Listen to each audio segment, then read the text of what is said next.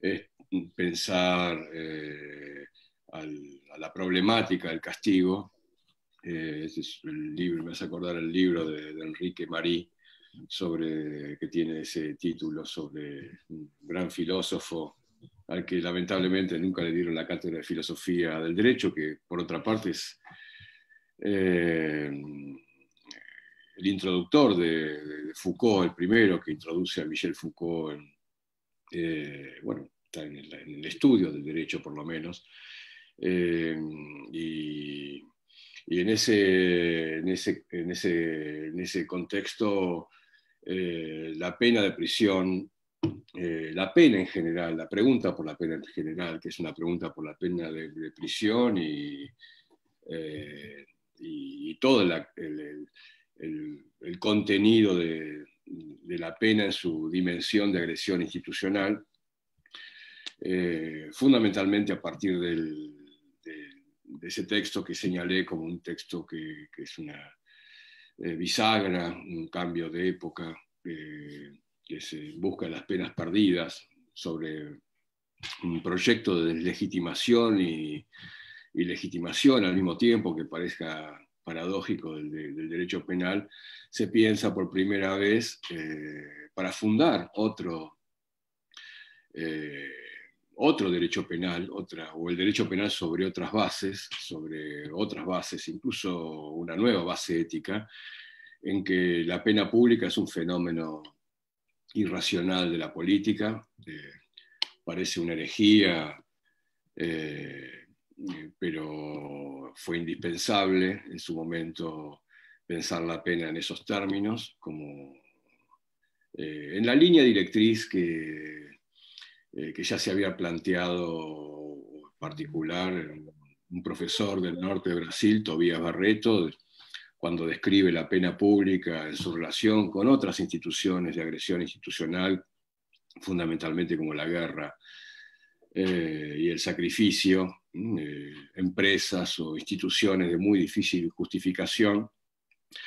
que sirve como antecedente para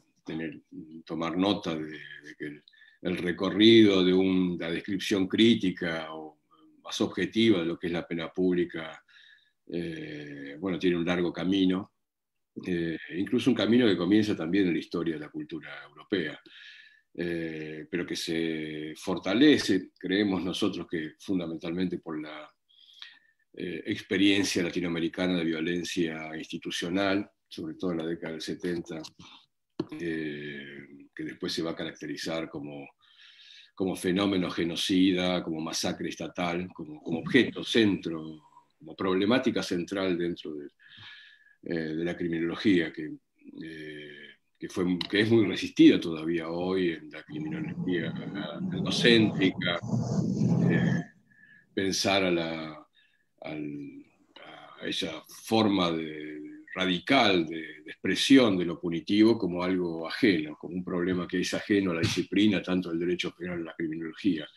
Pero ya en Busca de las Penas Perdidas, Raúl Zaffaroni, eh, bueno, que se mete en el surco que abrió la escuela, la criminología de la liberación y toma nota de esa problemática específica del derecho penal, que no solamente abarca el conocimiento de la pena como fenómeno, como pulsión genocida, como pulsión irracional, eh, eh, sino también como manifestación de un ejercicio ilegal de la violencia, es decir, en esa ambigüedad, porque también abarcaba, en Busca de las Penas Perdidas escribe en un contexto de alta violencia institucional de todo tipo, no solamente la que definimos como genocidio o como masacre estatal, sino también la, la distribución o la altísima cantidad de prisión preventiva, de homicidios extrajudiciales, de asesinatos extrajudiciales, que van a ser una característica en el presente, pero ya se anticipaba la criminología y el derecho penal con objeto en esas problemáticas específicas, la prisión preventiva, eh, como pena anticipada, característica de toda la región, la altísima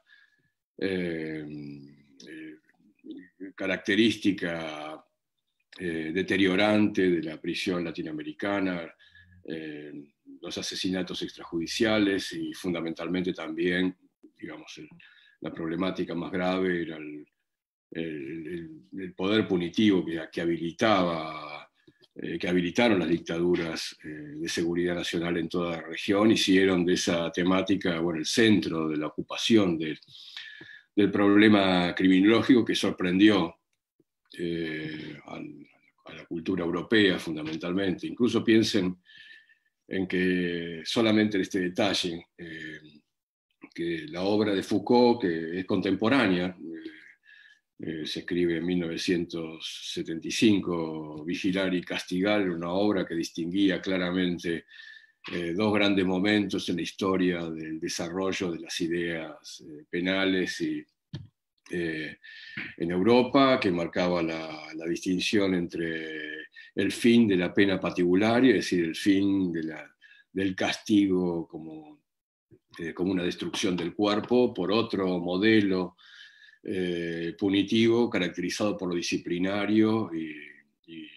y por la normalización, es decir, la pena pública deja de ser un instrumento de destrucción de personas y grupos enteros. Recuerdo que ese libro empieza con una ejecución, la ejecución de Damiens, y bueno, el libro continúa, marca eso como un límite, el fin del patíbulo, el fin de las penas físicas, de lo que es el castigo. Por eso castigar y vigilar define dos grandes momentos. E incluso que esos dos grandes momentos coinciden con, bueno, el despegue de un nuevo mundo moderno, a diferencia del mundo clásico patibulario, el mundo moderno como un mundo del trabajo, de la disciplina y de la biopolítica. Bueno, nada más alejado de la realidad ese texto que la experiencia latinoamericana, incluso creemos nosotros también europea, porque Europa no hacía un cuarto de siglo, es decir, una generación que había padecido un genocidio en el centro de Europa, y aún así Foucault escribe una tesis en donde la característica que señala de la criminología o del ejercicio del poder en términos de derecho penal o de uso del castigo lo define como una sociedad de la vigilancia, una sociedad de la normalización, cuando la característica principal del fenómeno punitivo hizo de Europa un siglo de las matanzas estatales. Eso es algo sobre lo que hay que pensar detenidamente. Fue un libro que influyó muchísimo en nuestra generación, porque pone a la dimensión carcelaria como una nueva modalidad de pena en la construcción social, el desarrollo, el origen, es decir, la idea de desnaturalizar una pena determinada como la pena inevitable para el delito. Bueno, Foucault la ubica en un contexto histórico, e incluso en un contexto histórico que tiene que ver con el nacimiento del capitalismo y el desarrollo industrial, es decir, el nacimiento de la prisión como un nacimiento, como un origen de una institución particular que crece y se desarrolla paralela y al mismo tiempo de la gran fábrica moderna, es decir, esos grandes lugares concentracionarios de personas junto con otras instituciones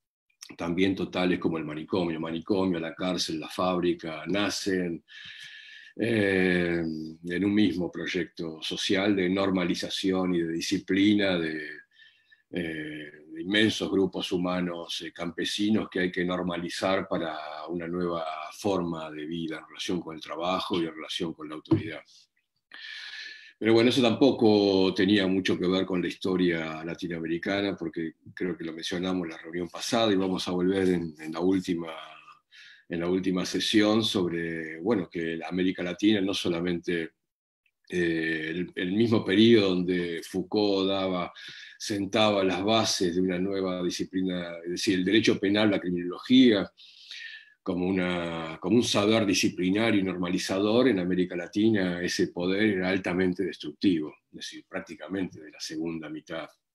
o podríamos decir durante todo el siglo, con altibajos. El poder punitivo se caracterizó muy poco por la disciplina y normalización, y podríamos decir que las notas sobresalientes eran su contenido altamente destructivo de grupos enteros, de todo tipo. Incluso por el fenómeno de la esclavitud tardía, como con el caso de Brasil, todavía grandes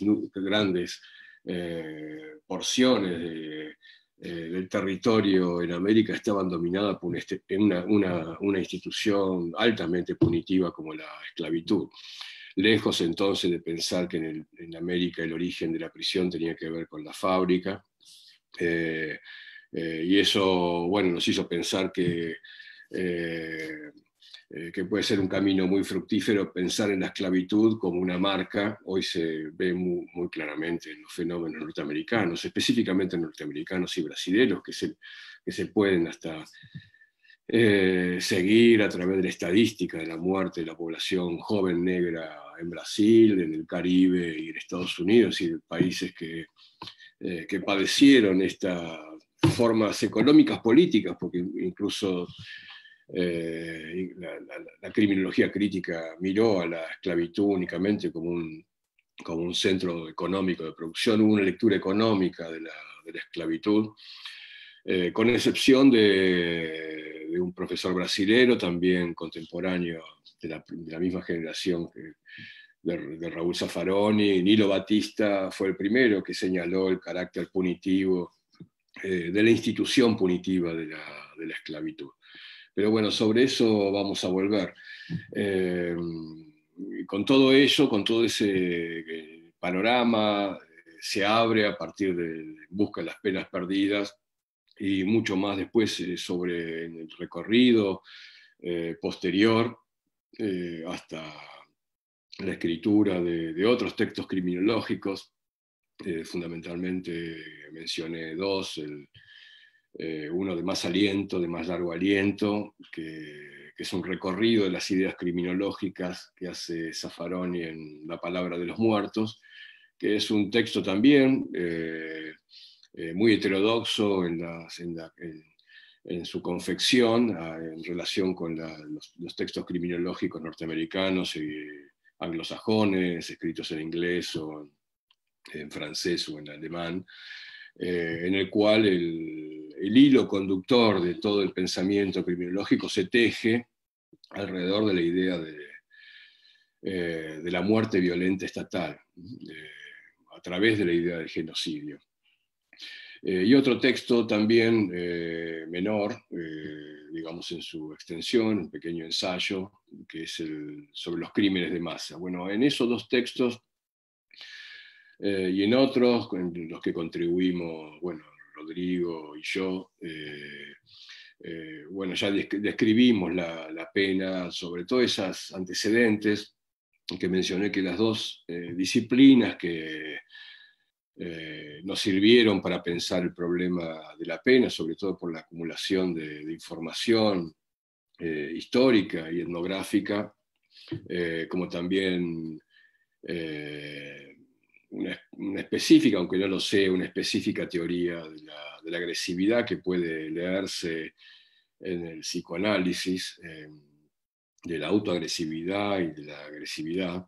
a través de la idea de esta pulsión de agresividad o pulsión de muerte, que es una idea bastante controvertida incluso en el propio psicoanálisis. Nos hizo pensar en la corrección de la idea de que existen importantes fundamentos para pensar en la pena pública como un empuje de agresión institucional de naturaleza vindicativa. Mencionamos la naturaleza vindicativa porque está movida por una pulsión de satisfacción, de goce, esa relación. Realmente ese camino nos permitió sacar conclusiones en relación con el éxito del uso del castigo, por qué el uso del castigo está sobrerepresentado, de modo tan masivo en la teoría política, sobrerepresentado en cualquier historia política de la modernidad. Desde los primeros libros de teoría política, la función del castigo es central para configurar y permitir o hacer creer como fantasía, pero de una importancia central en los textos de teoría política, que el castigo constituye la norma de castigo, la norma jurídico-penal constituye el cemento de la sociedad, de los libros de Hobbes, Baudin o Locke, o toda la teoría política moderna, hasta los manuales que se escriben y los que estudian los pibes y pibas del derecho penal en Europa y en América, en donde se piensa al castigo como un instrumento fundamental, como la norma fundamental para que permite y que habilita la relación social. Creemos que ese éxito que ha tenido, porque piensen que hay 200 años de crítica a la pena en general y a una pena en particular, sobre todo más en particular que en general. Porque muchas veces las historias y las críticas y la sociología sobre la pena de muerte o sobre la pena de prisión, sobre todo esta última, que ha sido objeto fundamental también de la criminología y de las criminologías críticas, bueno, ha impedido también pensar en el significado de lo que es el castigo en general, más allá de la singularidad de una pena en particular. Estas disciplinas, tanto la antropología política como el psicoanálisis, nos permitieron, creemos, abrir un camino provisorio de devolver esa idea que introduce Zaffaroni del fenómeno de lo punitivo como un fenómeno irracional, ya no tanto en el sentido del desajuste entre las doctrinas de la pena con la realidad, sino como una característica de la psique humana, que eso convierte a esa pulsión de agredir una institución social, empujada también por esta característica que tiene lo vindicativo, que es la reducción de un malestar, que también puede leerse como pacificación o satisfacción o reducción de una situación de malestar insoportable, pero es un gran elemento de satisfacción paradojal, ¿no? Hay goce público en el castigo como lo había en la pena patibularia. Cuando se describe la pena patibularia, es mucho más fácil detectar estos elementos de pacificación, de goce y de satisfacción que produce la agresión. Por supuesto, esto también en la clínica, en la psicología médica, el elemento de pacificación, de satisfacción, de goce oscuro que tiene el castigo, la agresividad sobre otros o sobre la propia agresividad. Es decir, todos esos elementos nos permitieron pensar también en la pena como un síntoma que produce esta satisfacción oscura, satisfacción paradojal, como una ilusión. Una ilusión de reducir a través de la violencia el castigo, una sensación de malestar insoportable. De modo que, en conclusión, este camino nos permitió, o esta posición permitió pensar, es decir, si el castigo es un fenómeno irracional, la pena pública es un fenómeno irracional donde se encuentra allí un goce oscuro, una satisfacción paradojal,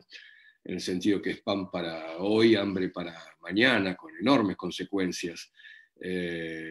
La posición de la doctrina del delito, por supuesto, cambia. Es decir, cuando se piensan en los elementos que definen a la idea de injusto culpable,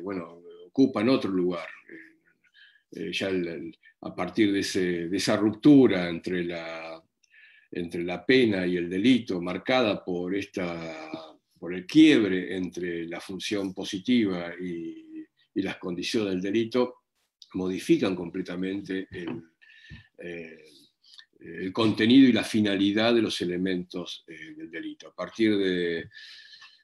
creemos que de esta caracterización de la pena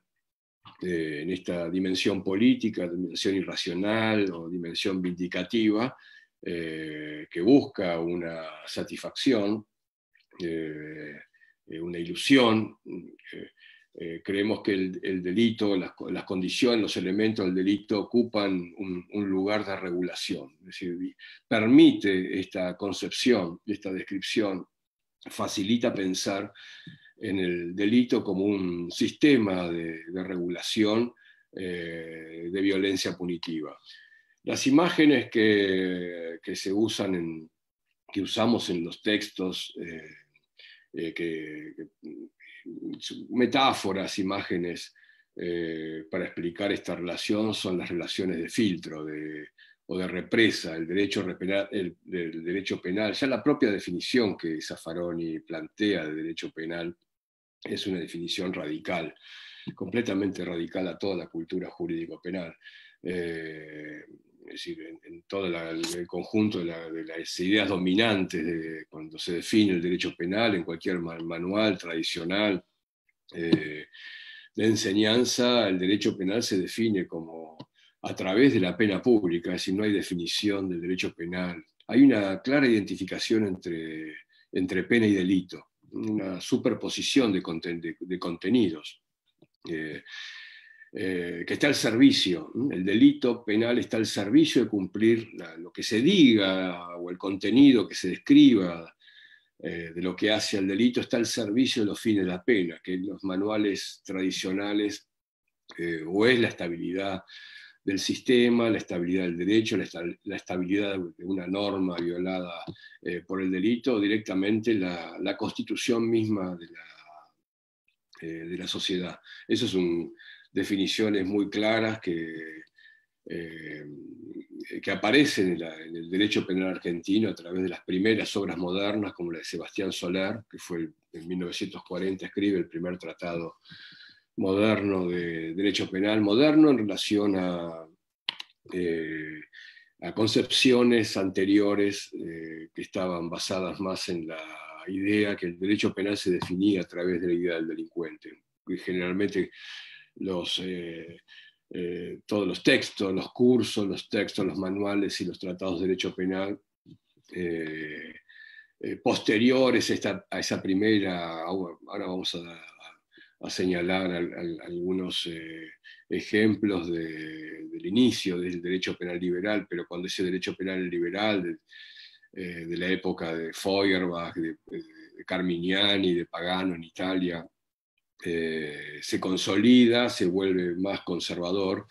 y en parte también aunque se define como moderno, por la introducción de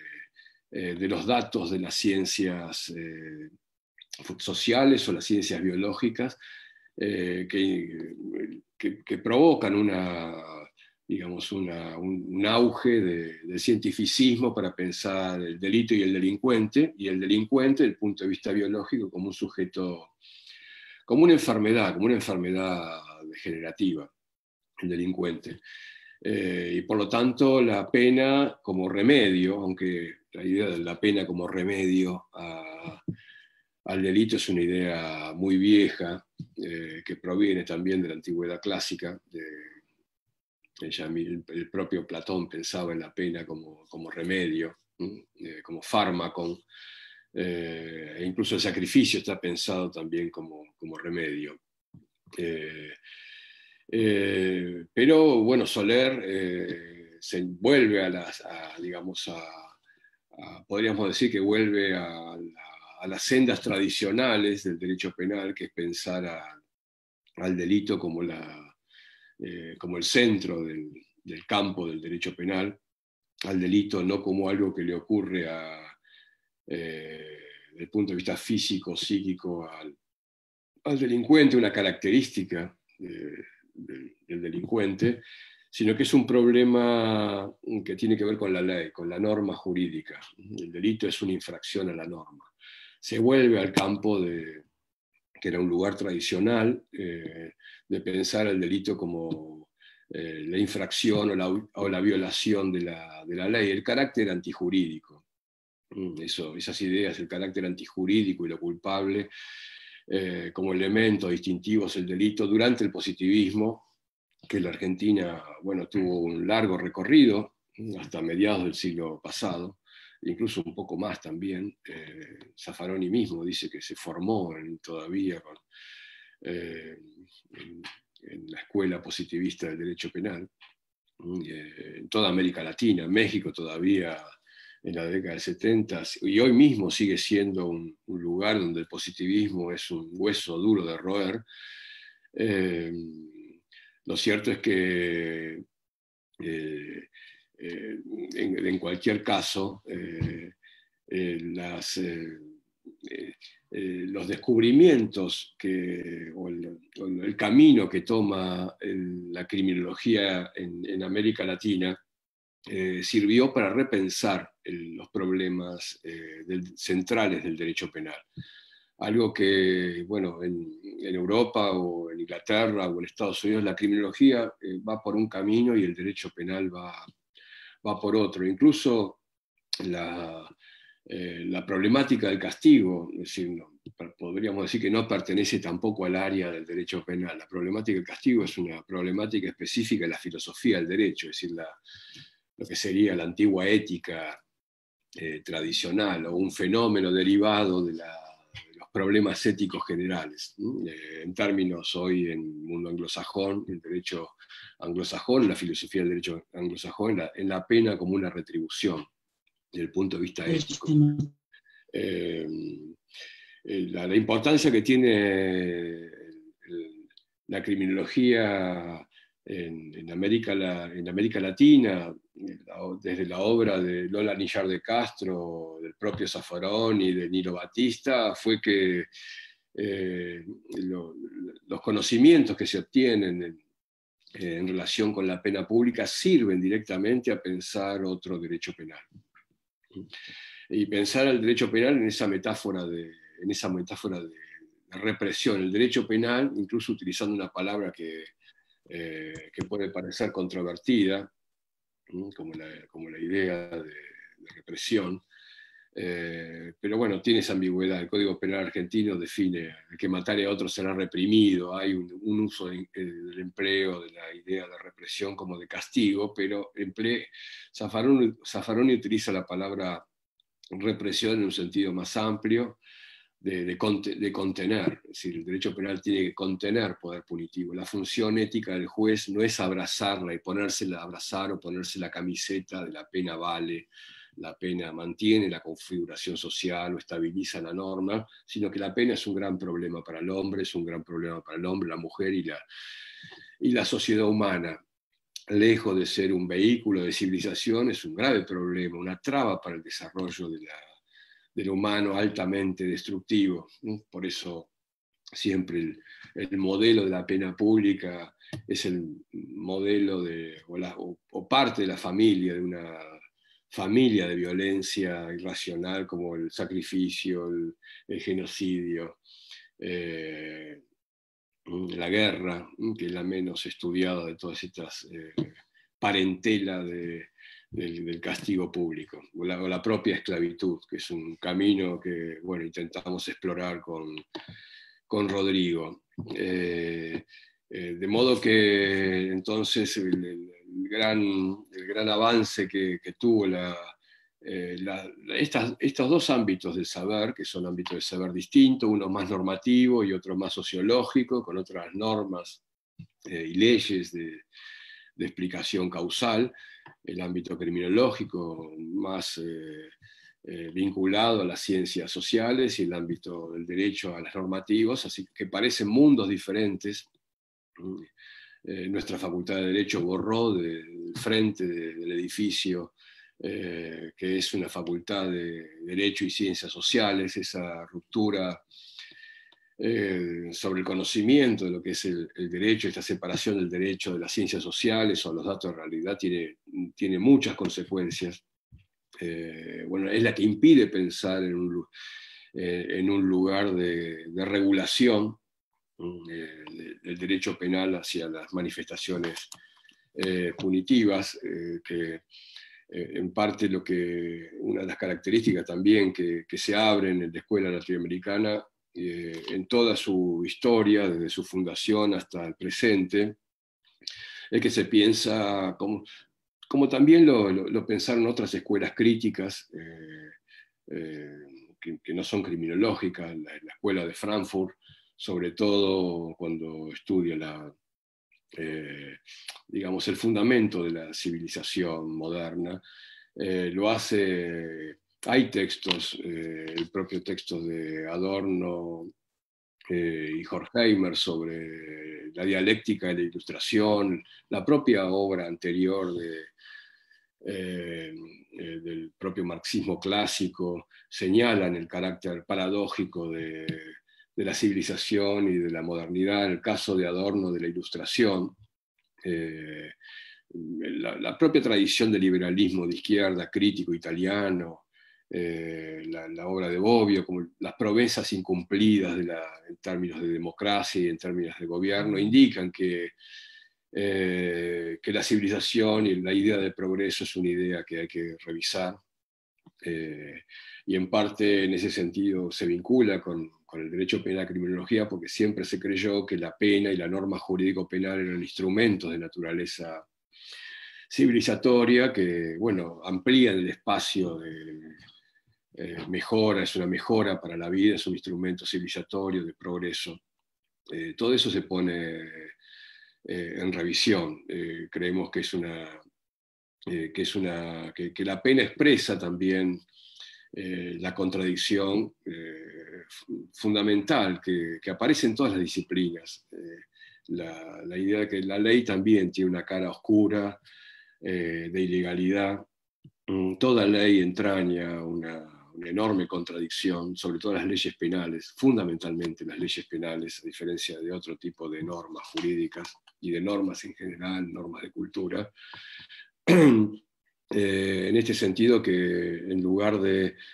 facilitar el desarrollo, también es un camino de destrucción. Es la ambigüedad general de toda norma jurídico-penal. Es un aspecto que se presenta como civilizatoria y en otro aspecto la ley penal que amenaza con devorarse como figura de autoridad a una parte entera de su población. De la misma manera que vio Beccaria en ese trabajo de los delitos y las penas, en la penalidad de su época, una manifestación del crimen. Es decir, que toda ley penal tiene como elemento un aspecto criminal. La posición del vengador o del verdugo y del sacrificador en el sacrificio o en la pena patibularia, es decir, esa doble de un funcionario público servidor de la ley, pero también como un criminal. El castigo siempre presenta, la violencia institucional presenta esa ambigüedad entre una forma que manifiesta, que se manifiesta la civilización, y por otro lado el doble aspecto legal y ilegal, como cualquier otra autoridad. En el psicoanálisis también la figura del padre, con una figura de autoridad, sobre todo en los aspectos de la figura castradora, dicen los psicoanalistas. Bueno, también es una figura que, bueno, el padre como figura que cuida y protege frente al abandono y la necesidad, pero al otro lado también el padre que se puede volver un padre monstruoso. Bueno, esa tradición cultural crítica que mira a la civilización como en un desarrollo dialéctico, se puede decir así, lleno de contradicciones, permitió también, y sobre todo hay un trabajo que es muy chiquito, pero referido a la tortura carcelaria, en donde Zaffaroni señala esta problemática específica de que también lo ilegal es pena, porque una idea que dificultó el avance en el conocimiento del derecho penal fue que las únicas penas que pueden describirse como penas son las penas legales, y por lo tanto se deja por fuera las penas ilegales como la tortura en un ámbito carcelario, el fusilamiento extrajudicial, el mismo genocidio, como durante mucho tiempo se pensó como el genocidio es una manifestación ilegal del poder de una autoridad, bueno, eso queda por fuera del... Se asoció la pena con la legalidad. Y eso que puede hacer el derecho, que puede hacer el mundo de las ideas, bueno, no se puede hacer el mundo de la realidad cuando se la describe con los instrumentos de las ciencias sociales. Eso, bueno, fueron enormes precedentes y avances en el sentido de la cultura y las ciencias sociales en general que también permitieron y ayudaron a pensar en que bueno, las penas ilegales también son penas y los jueces con eso tienen que hacer algo, pero también fueron importantes argumentos para convertir a estas manifestaciones ilegales en objeto de investigación y central en el campo del derecho penal. Así que podríamos señalar que en el ámbito del desarrollo de las doctrinas penales hay una importante distinción que tiene que ver con aquellos derechos penales que se describen, cada uno de sus elementos, como vehículos para la legitimación de la pena, y aquellas doctrinas que ven en la pena un fenómeno irracional, y el derecho penal y cada uno de sus elementos, sobre todo los dos más importantes, que es lo ilícito y la culpabilidad, aunque lo ilícito también tiene otro contenido, un contenido más amplio, funciona como diques, como elementos de represión de esa pulsión irracional que tiene origen en esa pulsión vindicativa irracional, que es el vocabulario que usamos hoy para describir a la pena pública. Y por lo tanto, eso va a alterar, es decir,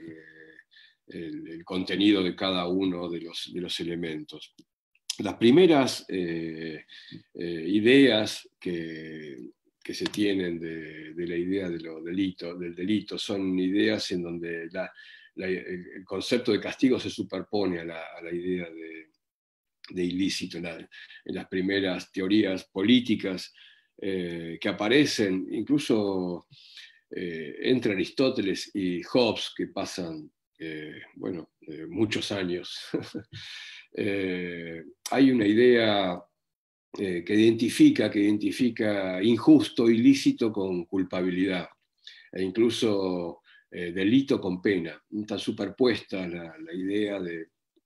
lo que hace al delito es lo que hace a la pena. La decisión consciente. Aristóteles en la Ética, que es una teoría de la justicia, en un capítulo, creo que es el capítulo 8 de la teoría de la justicia, él señala que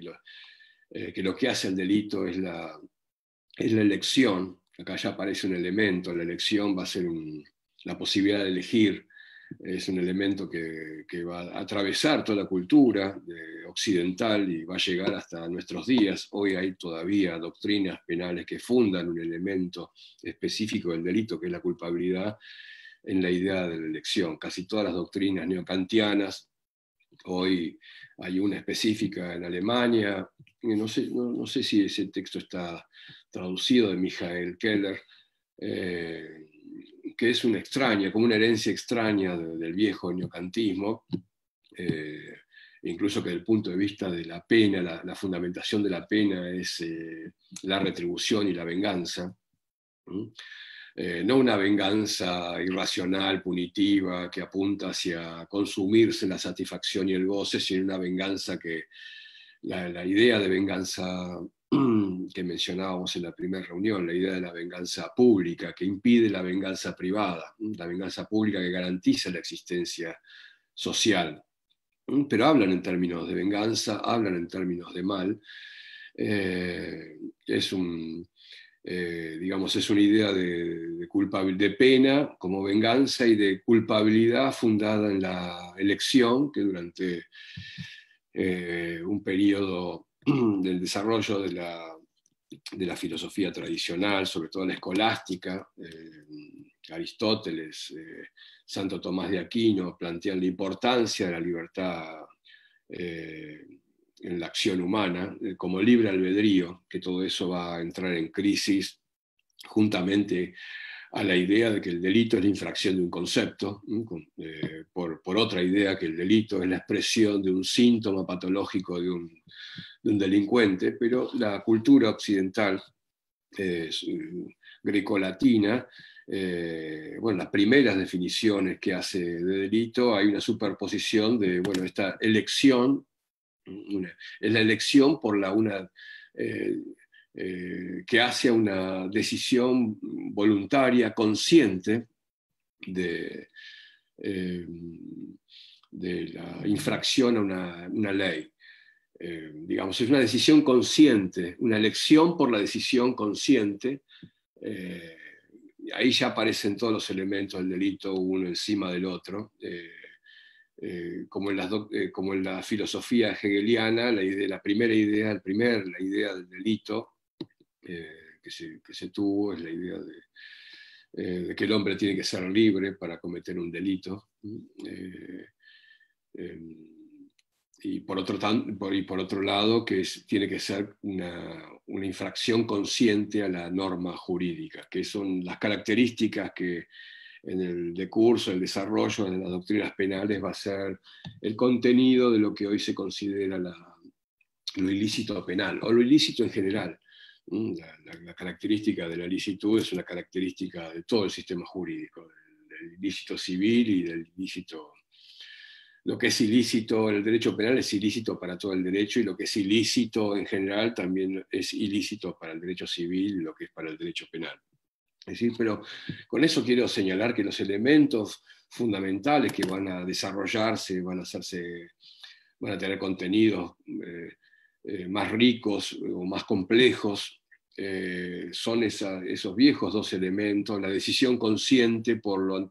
la infracción a la norma, y la elección, lo antijurídico y lo culpable. Esos van a ser los dos pilares más importantes, las patas más importantes que sostienen el edificio de la idea de delito. Ya en el momento en que comienza a pensarse en textos más profesionales el concepto de lo delictivo, que tiene que ver lo que es el delito, que tiene que ver con, en un momento histórico particular. Por supuesto, hubo textos anteriores de derecho penal y criminología. La teoría de la justicia en la ética de Aristóteles es unos primeros pasos hacia una teoría del derecho penal, lo mismo que el último capítulo del libro del Leviatán, de la parte civil, del gobierno civil. El Leviatán es un tratado de la política y un tratado criminológico, y hubo otros antes de la modernidad, escritos por filósofos, escrito por la teoría política. No hay ningún filósofo de la teoría política moderna que no le haya dedicado un capítulo al derecho penal o al derecho procesal penal. Incluso los filósofos como Kant de la Ilustración tienen textos específicos. El libro, La metafísica de las costumbres, que es una metafísica del derecho, también puede considerarse como un pequeño manual de derecho penal. Hegel también tiene una filosofía del derecho, pero nosotros comenzamos señalamos el inicio moderno del derecho penal cuando en un proceso donde el conocimiento del derecho, de los elementos que hacen el delito, provienen de un contexto histórico muy específico, que es la construcción de los estados nacionales como los conocemos hoy. La construcción del Estado Nacional español, francés, italiano, alemán, la construcción de la nación argentina, en donde el fenómeno político obliga, en el caso de nuestro país, la independencia, la soberanía política y la emancipación de la colonización, obliga a construir a través de leyes fundamentales, organizar un país, y en esos textos, esas leyes políticas fundamentales, se ordena construir, elaborar un código penal. Bueno, eso mismo también ocurrió en los procesos de construcción de estados nacionales europeos, y por lo tanto, cuando se escribe un código nacional,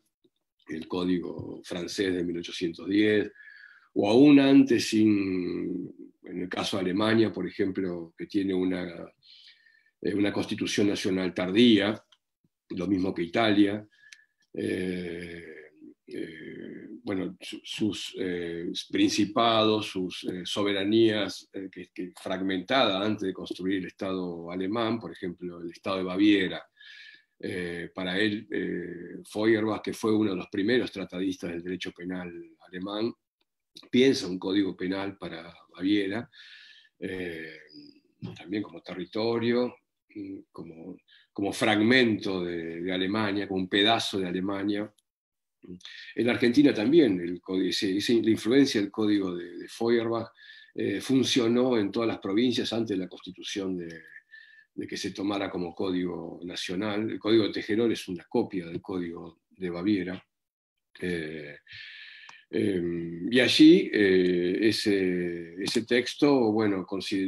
es el resultado, el Tratado de Derecho Penal de Feuerbach es el resultado de la interpretación de un código nacional. Es decir, creemos que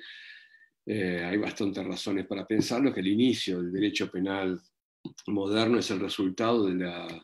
construcción de una soberanía política, de un gobierno punitivo sobre una población, aunque por supuesto esta idea existió mucho antes que el nacimiento de los estados nacionales. Pero lo que ocurre es que en esta época se construye, bueno, nuestra disciplina, aparece la figura del jurista en general y del jurista dedicado al derecho penal en particular, que escribe libros que interpretan la ley penal para orientar a los jueces, a toda una corporación, una parte del gobierno que, bueno, a los tumbos comienza a separarse del poder político, en esa separación de la república, que siempre es que es previo a la idea democrática de ejercicio del poder, y el tratado, el manual, que está orientado más a la enseñanza, a la formación de jueces, sirve para, bueno, tiene como objetivo interpretar la aplicación de la ley penal uniforme en todo un país. Creemos que ese es el inicio del desarrollo profesional de nuestra disciplina, que antes estaba, bueno, metida en tratados, en otras disciplinas más amplias, la filosofía política, la economía, la historia, pero en finales del siglo XVIII, principio del siglo XIX, aunque hay por supuesto textos, Zaffaroni señala que el inicio del derecho penal moderno no es el libro de Beccaria de los delitos de la pena, sino que por supuesto hay una historia anterior del derecho penal, y toma como ejemplo, como contraejemplo, más para provocar, aunque porque sobre todo el libro de Beccaria es un libro de crítica al derecho penal y al poder punitivo de su tiempo. Zaffaroni, en cambio, va más atrás y construye el inicio del derecho penal a partir de una obra genocida como los manuales, uno en particular, que es el Malleus Maleficarum, pero que también es el inicio de la modernidad, coincide con el descubrimiento de América y la colonización, que es un libro también de criminología, de derecho penal, de derecho procesal penal, orientado también a la destrucción de un grupo humano, de las mujeres, y también otros libros anteriores de monológicos al hereje. La herejía y la brujería se volvieron un aspecto central en la historia de la criminología. Pero la historia formal de eso, es decir, lo que hace Zaffaroni al reconstruir esa historia, Zaffaroni es un erudito de ese periodo anterior al periodo humanista, al de la buena conciencia del criminólogo o el penalista. Eh, bueno, señala que el origen del derecho penal, la criminología, es más oscuro que el origen luminoso de la crítica a la tortura o a la pena de muerte que hace Beccaria la penalidad de su tiempo. En esa época posterior a Beccaria, que es el momento liberal, que es también Beccaria, bueno, fue perseguido por los por su libro, sobre todo porque es lo mismo que hacen las criminólogas Rosa del Olmo, Lola Millar de Castro, que definen a la violencia institucional como un crimen, a lo que es paradójico. Lo mismo hizo Beccaria a fin del siglo XVIII, cuando describe la penalidad de su época como un crimen. Es decir, la pregunta, ¿cómo puede ser la expresión de la legalidad un crimen? ¿Cómo puede ser una ley un crimen? Que es lo mismo que hoy pasa también con el genocidio, que es un delito y una pena a la vez. Crimen y legalidad fundidas en un mismo... de esos procesos paradójicos son muy ricos, muy complejos, de que se aprende mucho. Y eso fue marcado en diferentes momentos. Son los momentos que hacen escuelas, el liberalismo penal de Beccaria, que tampoco Beccaria era un penalista, escribió un libro sobre las pesas y medidas. Todavía no había un discurso profesional del poder punitivo y del derecho penal. Eso se elabora con el tiempo, y uno de los primeros textos que influyó mucho en la Argentina fue el de Feuerbach, el primer tratado, podríamos decir el primer tratado sistemático. Si uno ve el desarrollo de las ideas penales en general, se describen como el desarrollo de un sistema, de un sistema del delito, cómo se piensa los elementos del delito a través de la idea de un sistema. El vocabulario es la de sistema, dogmática, aunque dogmática y doctrina, bueno, es un lenguaje de otra época, más de la teología y de la moral. Lo cierto es que hoy se prefiere el lenguaje o referirse al desarrollo de un sistema o el desarrollo de una técnica,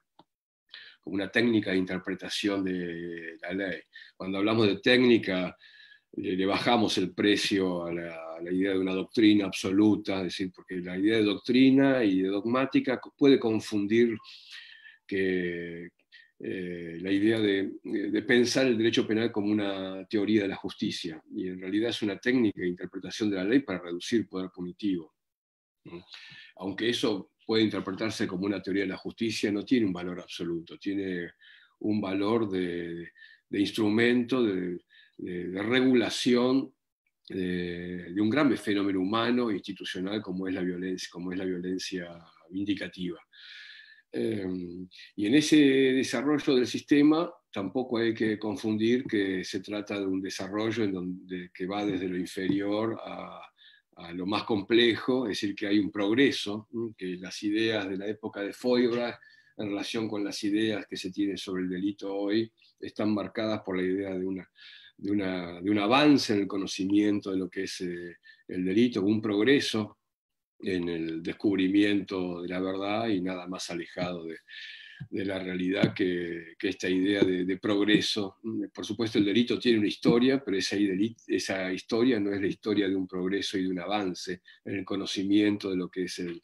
delito. Puede haber un avance en el conocimiento de lo que es la pena de una institución social, pero un avance en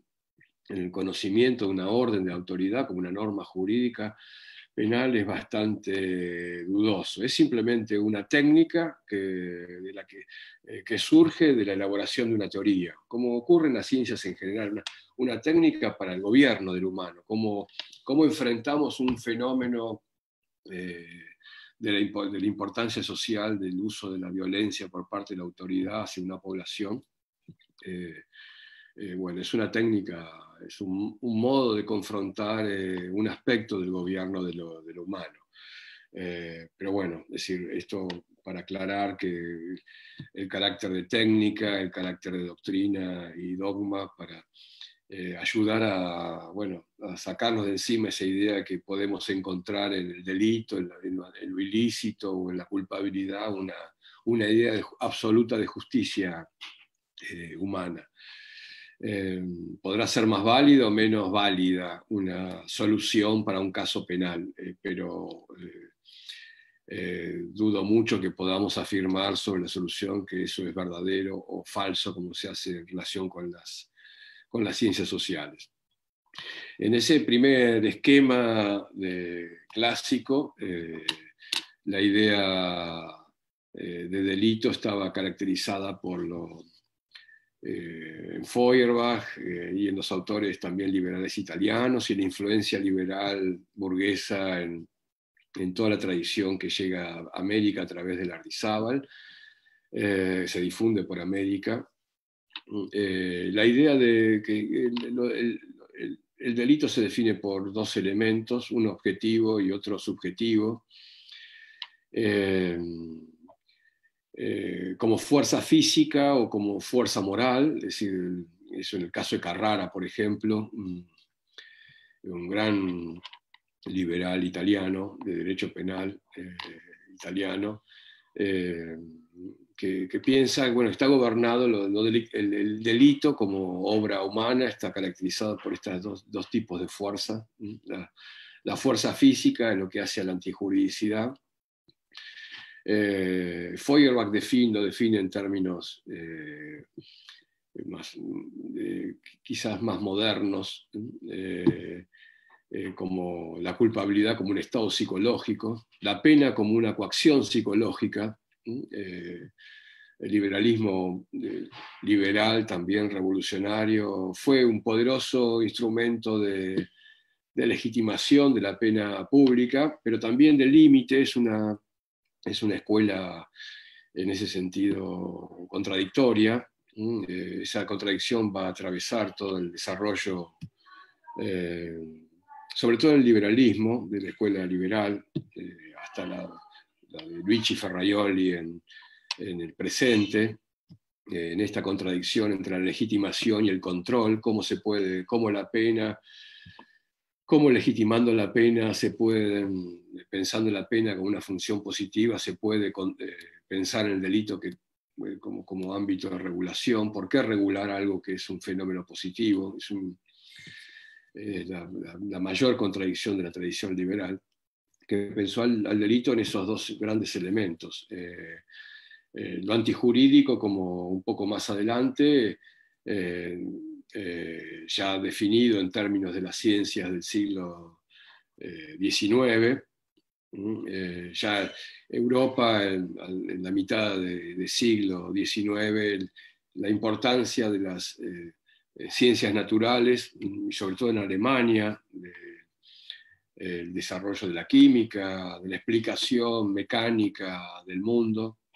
del hombre, el hombre como el hombre máquina, aunque la idea del hombre máquina era también una característica de la filosofía materialista de la Ilustración, Diderot, por ejemplo, la enciclopedia,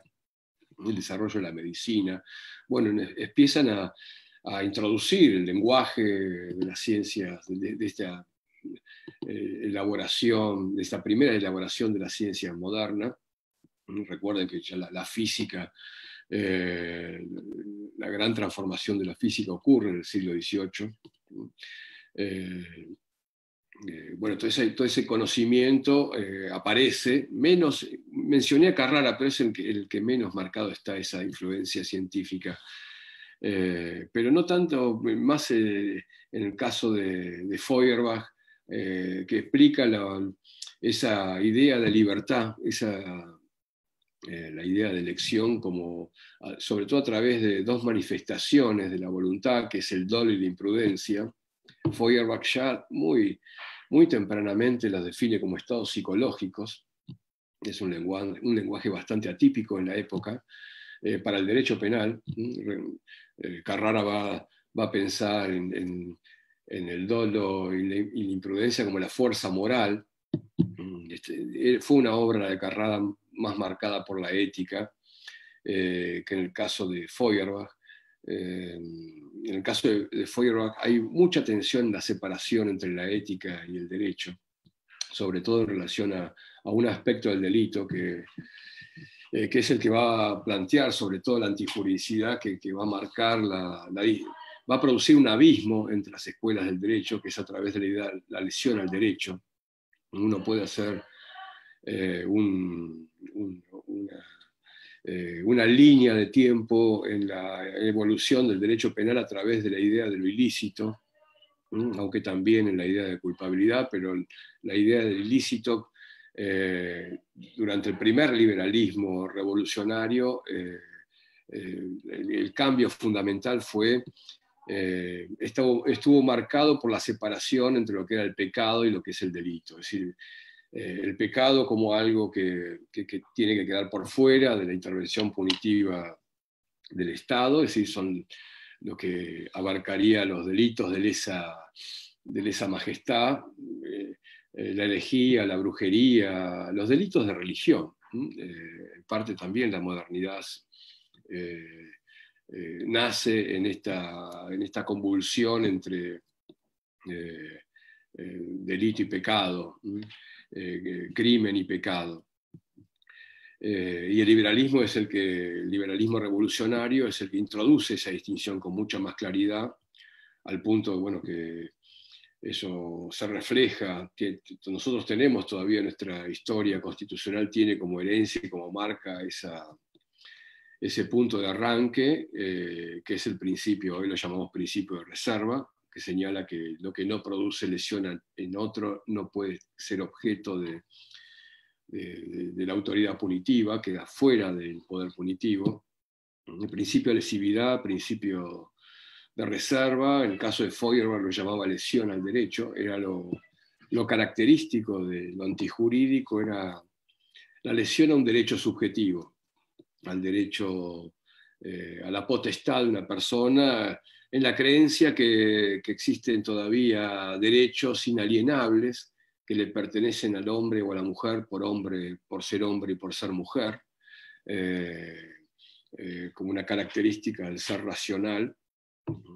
de poder deducir los derechos por la razón. Bueno, se dedujo que el hombre tiene derechos, los derechos naturales. Hoy ya no se puede hablar en esos términos porque prácticamente no hay derechos que no estén legislados. En esa época todavía, en la época de Feuerbach, todavía se combatía por ámbitos de autonomía, y por lo tanto la idea de que el delito implicaba una lesión a un derecho subjetivo, a la vida, a la integridad física, a la libertad, bueno, fue decisiva y es una bandera todavía hoy que ganaron en esa época el liberalismo revolucionario y que fue un avance para todos los grupos humanos, que no haya castigo en la medida en que no haya una víctima. Son los primeros que introducen una idea revolucionaria, que no puede haber delitos sin víctima y que la víctima no puede ser la autoridad, que fue una característica de la idea de pecado y una de las características fundamentales de la historia más conservadora del derecho penal totalitario, del derecho penal nazi, y de las nuevas formulaciones neonazis contemporáneas del derecho penal, donde, bueno, esa vieja separación liberal desaparece en otras ideas que ahora voy a mencionar. Pero en este momento las dos ideas centrales que hacían al delito era la lesión a un derecho y un estado psicológico particular. Ese estado psicológico particular era dos modalidades de la voluntad, que era la intención y el dolo. La intención como dolo y la imprudencia, dos estados subjetivos que eran características de la voluntad. Y por lo tanto fijaron con mucha más claridad, separaron con mucha más claridad lo que en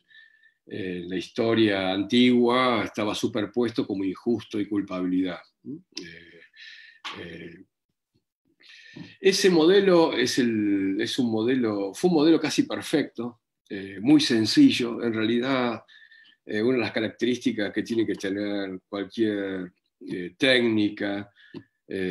para interpretar la ley tiene que ser su economía y su sencillez. Y este esquema, por supuesto, que es un esquema eh, que va a extenderse durante todo el siglo XIX y va a caracterizar también la primera mitad eh, del siglo siguiente, el siglo XX, el esquema objetivo-subjetivo del delito. Hoy todavía hay escuelas en América que mantienen este esquema, por supuesto mucho más sofisticado, porque este fue un esquema inicial, el de Feuerbach, pero llega hasta el neocantismo de Edmund Mesmer, que fue un profesor alemán, nazi, pero antes de nazi también había sido uno de los profesores clásicos de una cultura conservadora, que proviene de una tradición también anterior, que fija este esquema objetivo-subjetivo como una escuela, que va a recibir el nombre de causalismo, la escuela causalista del derecho penal. Hoy es una anécdota, pero merece señalarse porque fue una escuela muy tradicional, sobre todo por el esquema anterior al de Edmund Mesmer, que es un esquema más etizante, el de Mesmer, como obra neocantiana. El esquema anterior es un esquema también de un profesor alemán que influyó mucho en América Latina a través de otro profesor español que se llama Jiménez de Azúa, que escribe en Argentina como exiliado de la República Española. Paralelamente al libro de Sebastián Soler aparece ese monumental tratado de Jiménez de Azúa de Derecho Penal. Jiménez de Azúa fue un gran profesor, muy ecléctico, seguía las modas, es decir, se formó con von Lis, que es el esquema característico clásico del derecho penal, el esquema de von Lis, que tenía dos registros, un registro normativo clásico del derecho penal, pero también von Lis recibió muchas influencias del positivismo de su época. Es un esquema ya de fin del siglo XIX, principios del siglo XX, en el cual a través de otro profesor alemán se conoce, que se llama Ernst Belling, fijan un esquema clásico que se llama el esquema Lis-Belling, que señalan precisamente que las características de lo ilícito es lo objetivo determinado desde un punto de vista mecánico o mecanicista, aunque ya en esa época el mecanicismo era cosa del pasado, pero la explicación natural ya en esa época, fin del siglo XIX, principio del siglo XX, las ciencias que dominan en Europa son las ciencias de la energía y las ciencias naturales, sobre todo la biología. Eso es muy importante porque van a determinar también el esquema, no solamente una idea de evolución de derecho penal y de ideas penales, como en la biología, como el desarrollo de las especies, que existe una evolución de lo inferior a lo superior. Eso va a influir también en la idea del delincuente como un sujeto inferiorizado eh, por, por patologías que implican digamos, una herencia atávica de un pasado inferior. En el ámbito de von Lis, en el ámbito de lo que es la concepción de lo ilícito y fundamentalmente la idea de conducta, define la conducta ya no como una fuerza física, sino directamente como un movimiento muscular. Es decir, la acción es un movimiento muscular que pone en marcha la causalidad y eso afecta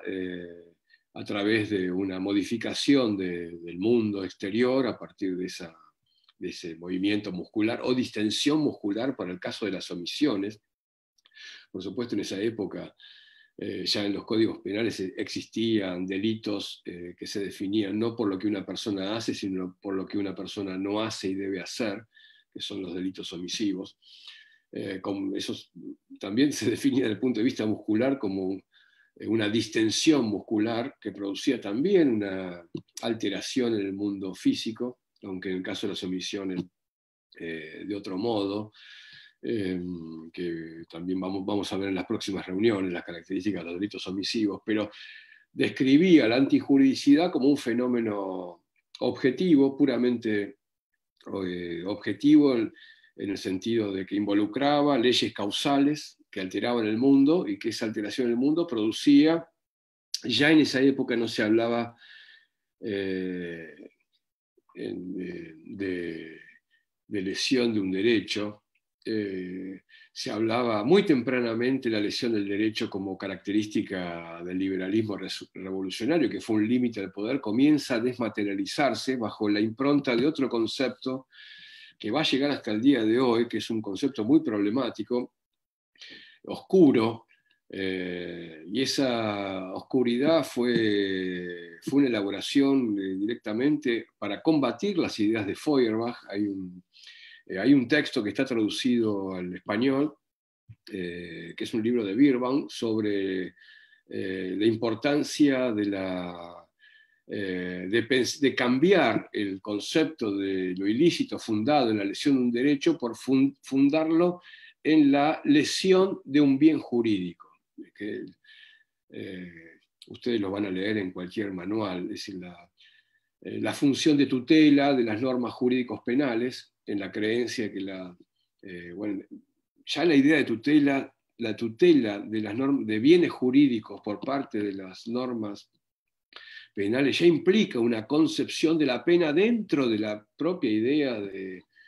ilícito penal. Es decir, las normas jurídicas de tutela que hacen a lo ilícito, porque el delito no afecta un derecho, afecta una norma de tutela, implica la concepción de que la norma penal que amenaza con castigo sirve a una función positiva de cuidado de la vida, es decir, el cuidado de la vida, la existencia, la integridad física, la vida y los derechos más importantes de hombres y mujeres se garantizan por la existencia de una norma, no cualquier norma, sino una norma de castigo.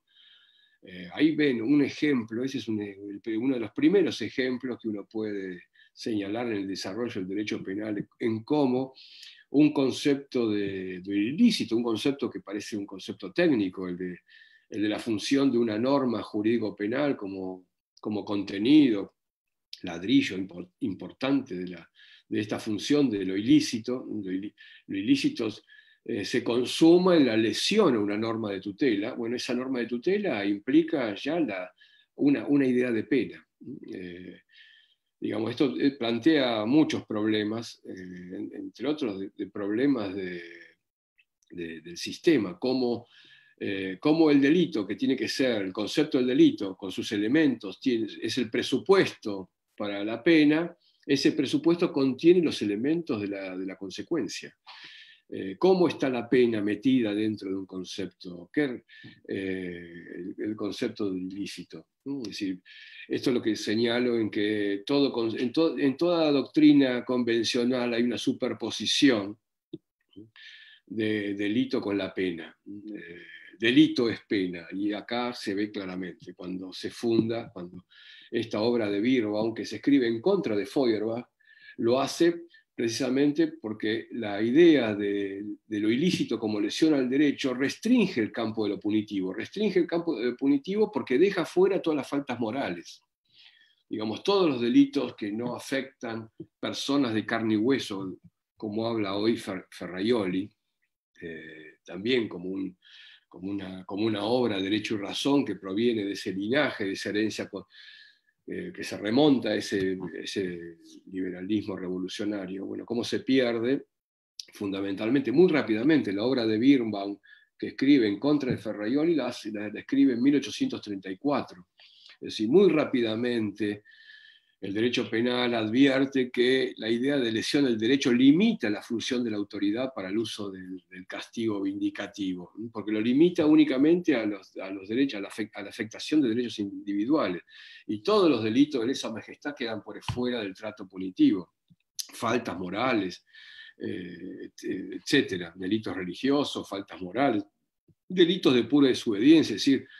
no tienen que, la idea del delito entonces ya no se trata, o por lo menos en términos de antijuridicidad, ya en la época del propio von Lis, que también es una época donde la idea de lo ilícito se disuelve, lo ilícito se disuelve por digamos, influencia del positivismo criminológico, no tanto con lo que el sujeto le hace a otro, sino con lo que el sujeto es, lo que se llama derecho penal del autor. Es decir, los ataques a esa idea del liberalismo clásico, el liberalismo original, en que solamente puede ser delito lo que afecta a otros, que es una interpretación hoy todavía que es muy cuestionada, se introdujo, donde más claramente se introdujo es en la tenencia, en los fallos de la Corte, en la tenencia de estupefacientes para consumo personal. Ahí se hizo valer esa función de que no puede ser delito lo que no afecte el derecho de otro. Pero es una institución que siempre está, en el derecho penal siempre está en crisis, y un momento de esa crisis fue cuando cuando se abandona la idea de la lesión del derecho por la de tutela. Lo que se afecta con lo ilícito es la tutela, la función de protección de la norma jurídica de los bienes más importantes de la sociedad, que no se limitan únicamente a los derechos humanos, sino a otros derechos de instituciones transpersonales. Recuerden también que hay una expresión muy común en el derecho penal que es el ius puniendi, que hay un derecho de castigar, que no es un derecho humano. Y hay otros derechos que tampoco son humanos, como la fe pública, que son, digamos, mistificaciones de derechos transpersonales, que son potestades para grupos, potestades para instituciones que digamos, son formas de hablar de derechos, pero que no son derechos humanos. Esta concepción de la antijuridicidad, el esquema Lis-Belling, llega hasta el caso hasta un momento que se renueva en el periodo de entreguerras europeo, que es un periodo genocida, a través de regímenes políticos autoritarios, el fascismo, el nacionalsocialismo, las dictaduras, el resto de las dictaduras europeas de esa época, en España, en Portugal, en el resto de Europa del Este. Hay una crisis de estas dictaduras, estos regímenes nacionalsocialistas o fascistas fueron ataques directamente no solamente contra las tradiciones socialistas, comunitarias y populares, sino fuertemente también antiliberales. Y fundamentalmente contra la idea de, ya ni siquiera en ese contexto se admite la idea de bien jurídico, porque aún así el bien jurídico tutelado se lo tenía estas escuelas neonazis o conservadoras. Trataron a la idea del bien jurídico como una idea también vinculada al liberalismo anterior. Y se produce una enorme etización del derecho, fundamentalmente la obra que da el paso hacia la disolución de la idea de ilícito como lesión del derecho, como lesión a un bien jurídico, una lesión de tutela. Es una escuela que va a tener mucha influencia en América, que es el resultado de la obra de otro profesor también nazi o filonazi en Alemania. La pregunta que debemos hacernos también, ¿por qué recibimos tanta influencia de textos, literatura nazi en América?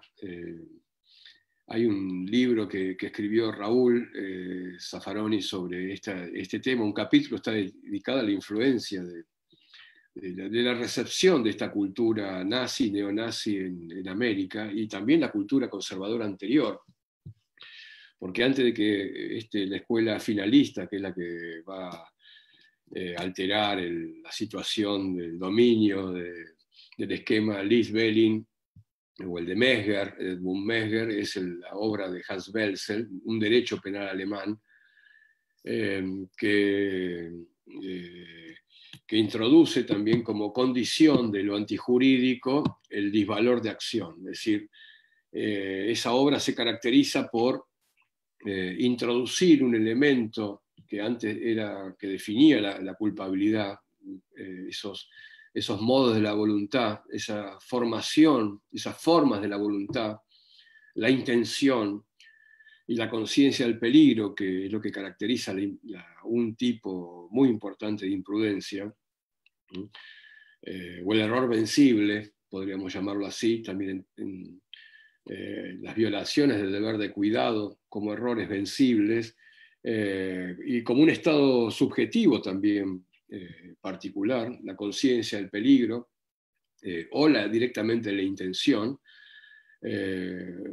dejan en la obra del finalismo, en el finalismo, ya no son elementos que hacen a lo culpable, que era una vieja idea, que asociaba lo culpable. Culpable era atribuir un resultado a otro en base a estas reglas de imputación, es decir, las dos reglas más importantes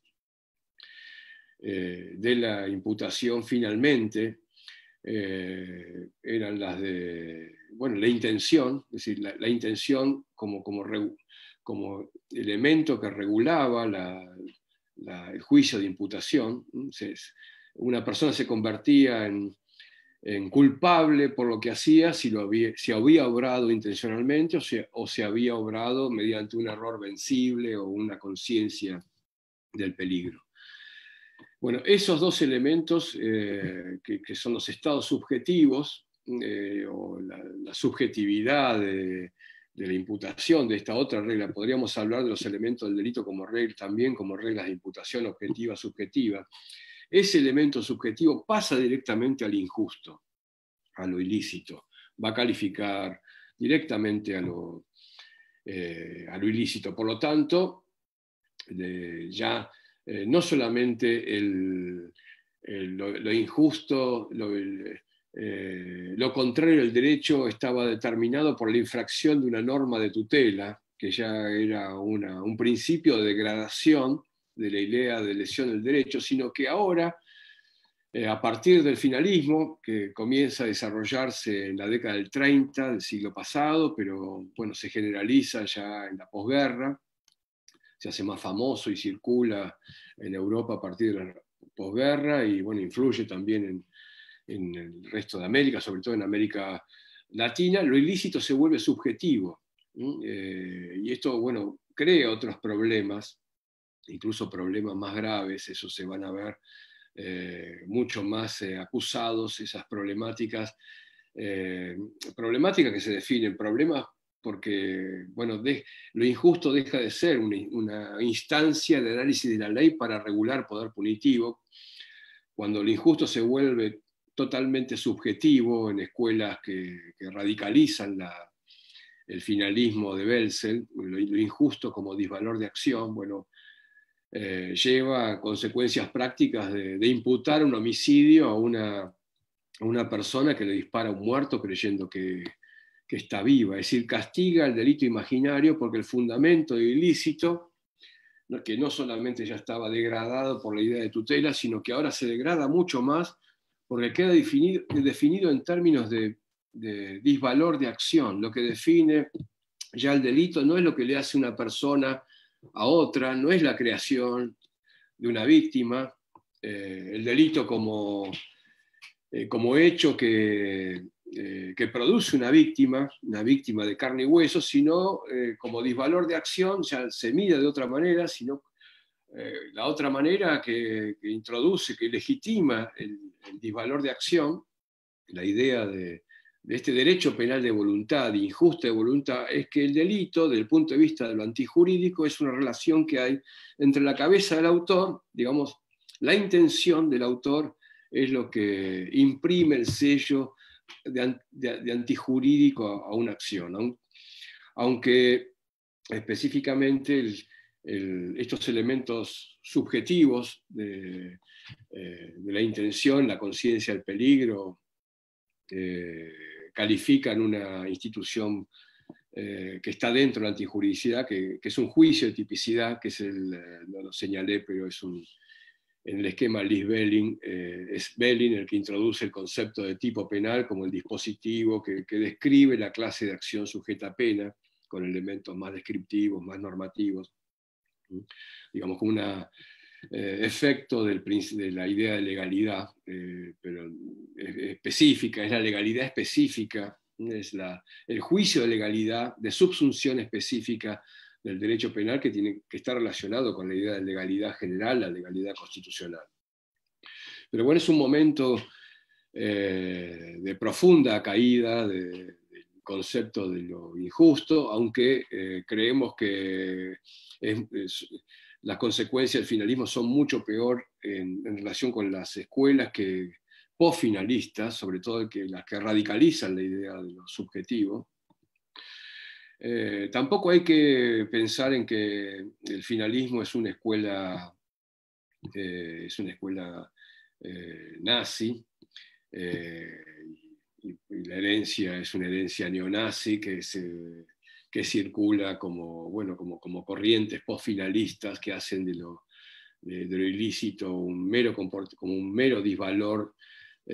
como una posición subjetiva frente a la norma, es decir, lo ilícito, una relación del autor con la autoridad.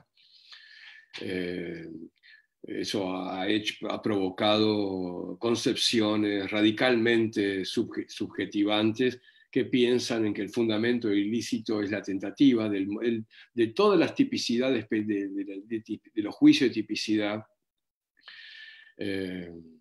El modelo en que debe pensarse todo el ilícito como fundamento, es decir, como hecho que habilita el castigo, es la tentativa, es decir, hace de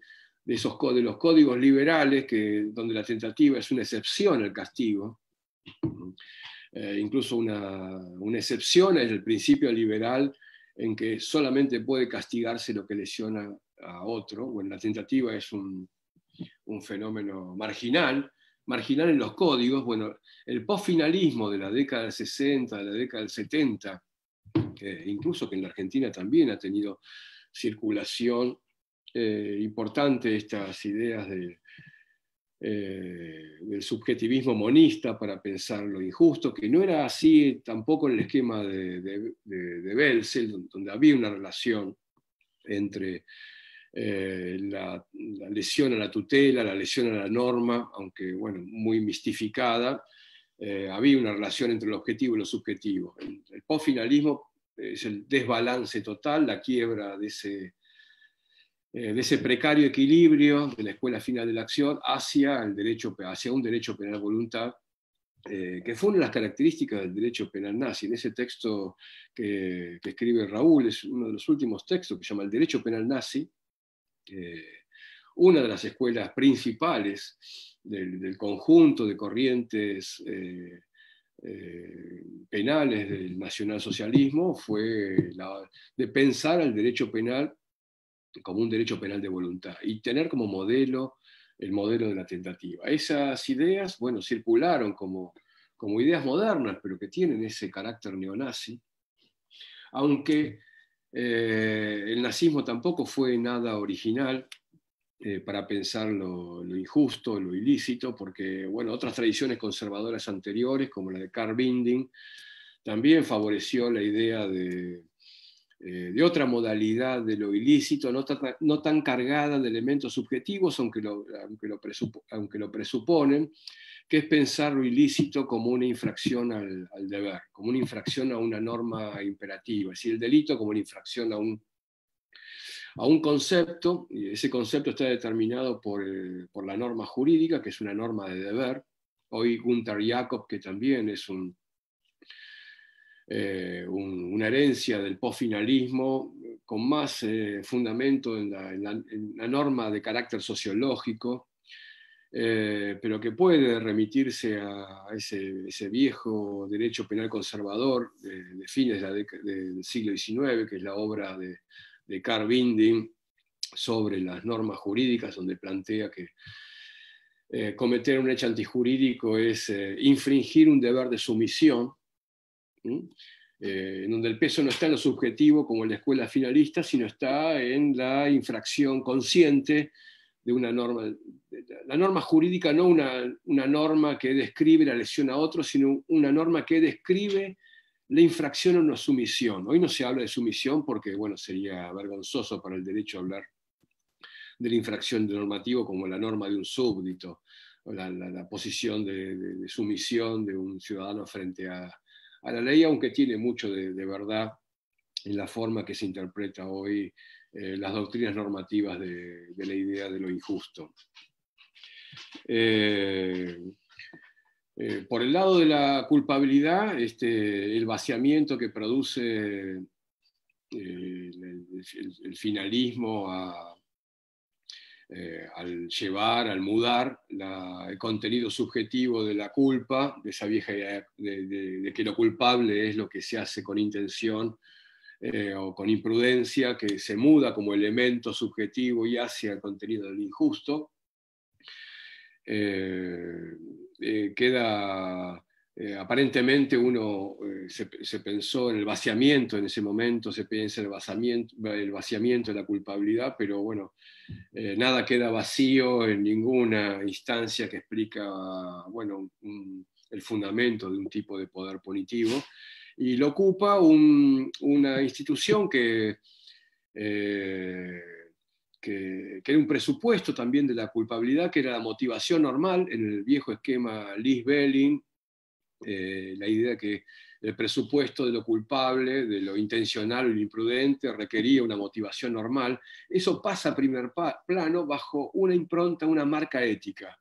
que es la de la exigibilidad,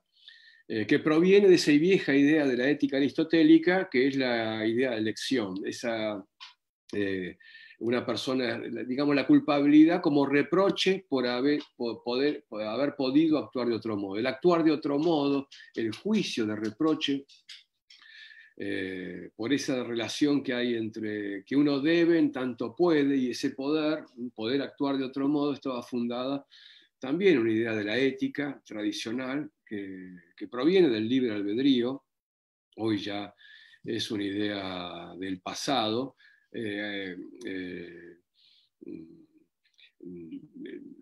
Nadie sostiene hoy, salvo los neocantianos como Michael Keller, insiste en la idea del libre albedrío, pero bueno, no es una cuestión, no es una crítica a la idea que, bueno, hay situaciones de mayor o menor libertad, sino la culpabilidad como reproche ético supone que una persona que cometió tal delito puede hacer una cosa diferente a la que hizo. Eso para la ciencia es una pregunta, las ciencias sociales, y para los datos en realidad es una pregunta imposible de responder. Es posible actuar de otro modo en otro mundo imaginario, en otro mundo también del autor del delito.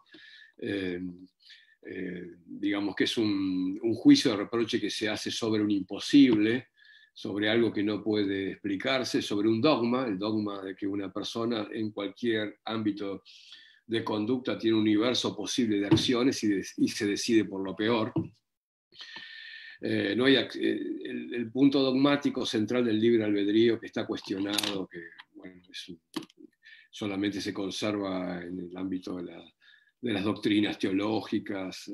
ya antiguas. Bueno, la crisis, esa crisis es una crisis,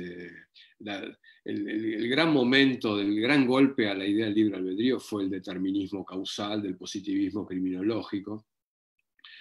pero luego las ciencias sociales, el psicoanálisis, la psicología médica, es decir, no hay ninguna acción que sea una acción incausada, que no tenga por causa una explicación precedente. Digamos que se pensó con el imposible es la acción espontánea, que puede explicarse en la clínica médica, la impulsividad, pero que esa impulsividad tampoco, que sería lo contrario al libre albedrío, por otro lado. Lo cierto es que hay en general las doctrinas dominantes hoy consideran que la idea del reproche ético es algo que no puede sostenerse, nosotros opinamos lo mismo, con la diferencia en que las doctrinas contemporáneas dominantes en Alemania, que han influido en Italia, reemplazaron al reproche ético por otra institución que plantea los mismos problemas que la razón de Estado. Reemplazan la culpabilidad como regla de imputación sin ninguna imagen antropológica, es decir, porque el libre albedrío, por más que sea una idea equivocada, una falsa imagen del hombre, una falsa imagen una idea equivocada de lo que puede reprocharse, y mucho menos de la idea ética del reproche, eso lo vamos a ver en las próximas reuniones, porque nunca la culpabilidad basada en el reproche fue una idea ética, lo que eso tiene que ver con la selectividad del poder punitivo. No hay reproche ético en la culpabilidad. Sí existe selectividad punitiva en función de la vulnerabilidad de grupos humanos. Pero ese no es el camino que siguió la doctrina tradicional, es el camino, repensar la culpabilidad en términos de selectividad punitiva, es el camino que sigue la doctrina latinoamericana. La doctrina tradicional, convencional, europea, que ha influido mucho en la doctrina española y por lo tanto repercute siempre en América, es la de la culpabilidad como necesidad de pena. Otra vez, así como la necesidad de pena apareció en la en la idea ética, en la etización a través del derecho penal de voluntad o en el elemento objetivo a través de la tutela de la norma jurídico-penal. En la culpabilidad aparece directamente, en el caso de Roxin en forma más moderada, Klaus Roxin, como otra de las figuras relevantes del derecho penal contemporáneo, de unas décadas atrás, que tiene influencia sobre el presente, y como la de Gunther Jacobs igual, la idea de culpabilidad queda resumida en la idea de necesidad de pena. Que las causas de inculpabilidad, las que están marcadas por las patologías médicas, la incomprensión de la antijuridicidad, la imposibilidad de dirigir las acciones, el error de prohibición o el estado de necesidad culpante, de necesidad extraordinaria, son todas situaciones que están previstas en la ley porque la autoridad decidió ahí una ausencia que no es necesaria. El loco, no hay necesidad de castigar al loco para estabilizar la sociedad, no hay necesidad de castigar al que comete un hecho antijurídico, una situación de extraordinaria necesidad, porque en ese caso los injustos que se cometen en situaciones extraordinarias, en el contexto de la locura, en el contexto también del error invencible de prohibición, bueno, no implican de parte del que comete el hecho antijurídico una grieta en el mundo de las significaciones, no provoca una enemistad al derecho. No son enemigos, el loco no es un enemigo del derecho, tampoco lo es el que comete un hecho antijurídico en otras condiciones de inculpabilidad. Es decir, se introduce el concepto de pena, la necesidad de pena, que nosotros lo llamamos razón de Estado, que es otra nueva capitulación, porque cuando se piensa la culpabilidad como necesidad de pena, mucho menos puede la culpabilidad convertirse en un límite o un instrumento para regularla, para contenerla o para represarla. Es decir, hoy podríamos definir el panorama del derecho penal convencional, moderno, contemporáneo, atravesado por estas dos caras, es decir, por una profunda etización en el sentido de en el viejo sentido liberal de la palabra, es decir, una etización como conceptos, la etización de conceptos que no ayudan a separar lo que es el delito, el viejo delito de lesa majestad con los hechos que afectan, que construyen una víctima. La antijuricidad por ese camino ya no permite pensar en que el delito es algo que le ocurre a una víctima, que comete una persona en contra de una víctima, sino simplemente como una infracción al deber, una posición subjetiva del autor en relación con la vigencia de una norma, con la violación de un deber positivo, la violación de un deber negativo. Y la culpabilidad directamente como razón de Estado. Es el juicio que se hace sobre si esa infracción, esa posición, esa lesión a una norma de derecho, ese deber de sumisión, es necesario castigar o no necesario castigar. Por lo tanto, como conclusión y para finalizar esta charla, podríamos decir que bueno, hoy la cultura dominante no ofrece ni a través de la idea de antijuricidad ni culpabilidad herramientas que permitan interpretar cualquier ley penal en una función de regulación. Eso, creemos que esa función la cumple la doctrina penal latinoamericana, o la cumple mejor, o presenta menos problemas. Por supuesto, siempre la sistemática del delito responden a una nueva sistemática, reemplaza a otra, porque ninguna sistemática finalmente puede resolver todos los problemas. La interpretación de una norma penal es la interpretación del lenguaje, es imposible que no existan lagunas, y por lo tanto la doctrina penal latinoamericana, la que se abre como una escuela latinoamericana, también presenta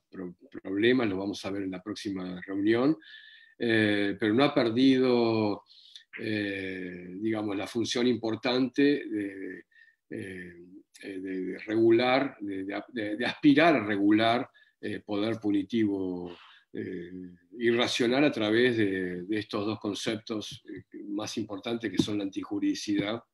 y la culpabilidad, sobre los que vamos a volver bueno, el próximo miércoles vamos a pensar específicamente las características tanto del injusto como de la culpabilidad en nuestra tradición latinoamericana. Así que, bueno, Rodrigo, bueno, muchas gracias, por esta clase magistral que nos acabas de dar.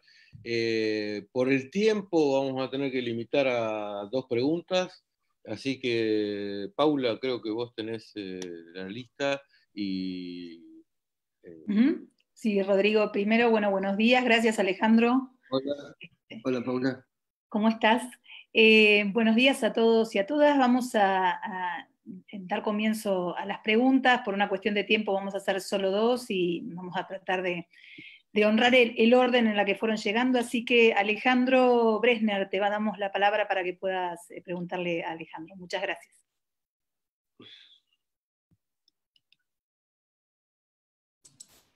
Que no cuente como pregunta, simplemente le agradezco a Lagia la conferencia, que fue fabulosa, y le agradezco a Rodrigo que la haya organizado, porque iba a preguntar por Jacobs o por Jacobs y la teoría penal del enemigo,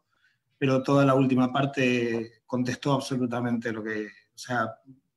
fue una respuesta a la pregunta que quería hacer. Así que simplemente muchas gracias. No, que pregunten otras 2 personas. Alejandro, vamos a volver, porque cuando desarrollemos, bueno, cuáles son las características del derecho penal en la que cumplió una función muy importante la obra de Zaffaroni, y que cambió, repensó el injusto y repensó la antijuricidad y la culpabilidad, y vamos a volver es un diálogo permanente, porque creemos que la escuela latinoamericana se construyó en un diálogo polémico y crítico con el resto de las escuelas penales, fundamentalmente en Alemania. Y hoy vamos a volver en detalle sobre tanto la culpabilidad y la culpabilidad en la próxima reunión.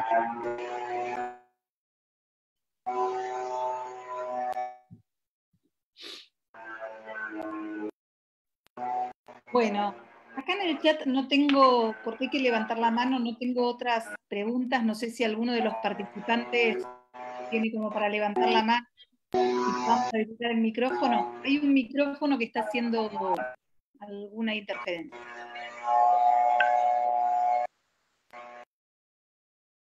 Bueno, ¿estamos, Rodrigo, Sí, entonces? Sí. Bueno, en la última reunión podemos dedicarla a una conversación, un intercambio más amplio, dedicar más tiempo a una conversación. Profe, bueno, muchas gracias. Ah, perdón. No sé. nada, primero que todo quería agradecerle, bueno, por estas charlas, bueno, por las dos que tuvo, muy interesantes, una clase magistral, y yo, bueno, le comento, soy un chico de secundaria que ahora está dando la colonización, ¿no? Patricia. Sí, Patricio, Molkowski. Bueno, y me sorprende porque todos los textos que me están dando nunca mencionan la trata de blancas, ¿no? Esto de trasladar, usted mencionó esto de los esclavos y no es como que, bueno, no resalta en ningún libro la cantidad de personas que se trasladaron y todo eso como esclavas, ¿no? Sin derechos. No sé si usted me podría comentar algo, si quiere que lo dejemos para otra clase o como quiera. Habíamos conversado con Rodrigo de no las esclavas,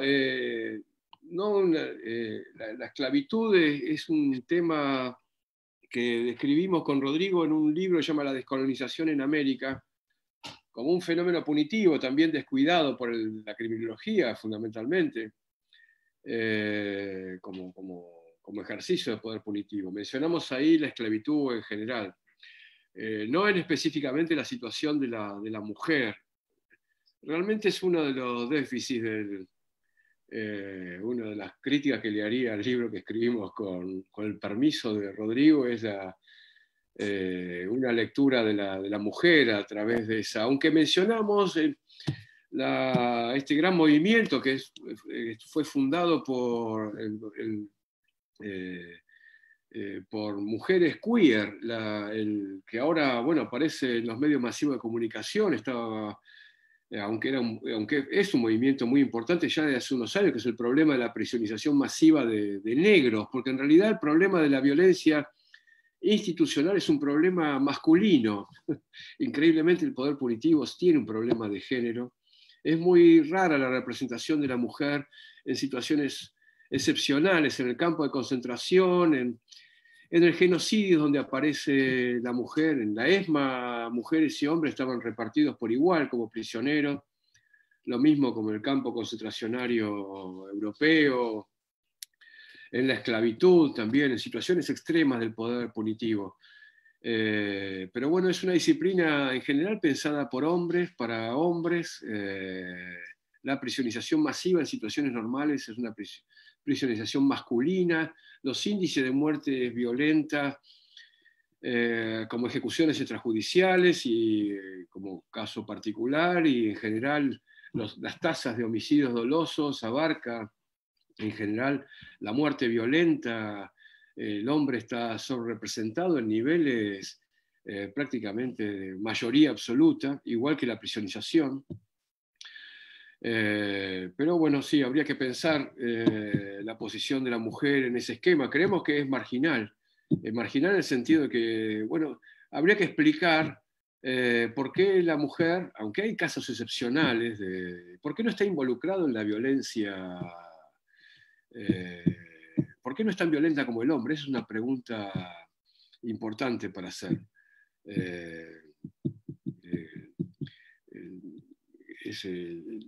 Como que la violencia agresiva y la representación de la violencia en las tasas de prisionización es un fenómeno masculino. con excepción de otros momentos, de momentos más radicales. Pero sí, es una pregunta, un agujero que nosotros tenemos también en el texto de la descolonización. Lo describimos desde un lugar de la esclavitud masculina. Es así. Hay que volver a verlo eso. Bueno, damos Muchísimas por gracias. finalizado, los invitamos. Muchas gracias, Ale, por tu clase. A vos te vemos el miércoles que viene. Los invitamos a Bueno, todos y a todas a verlo a Raúl Zaffaroni hoy a las 7 de la tarde. Muchas gracias a todos y a todas. bueno, gracias, Rodrigo. Gracias a todos y todas. Chao. Gracias a ustedes.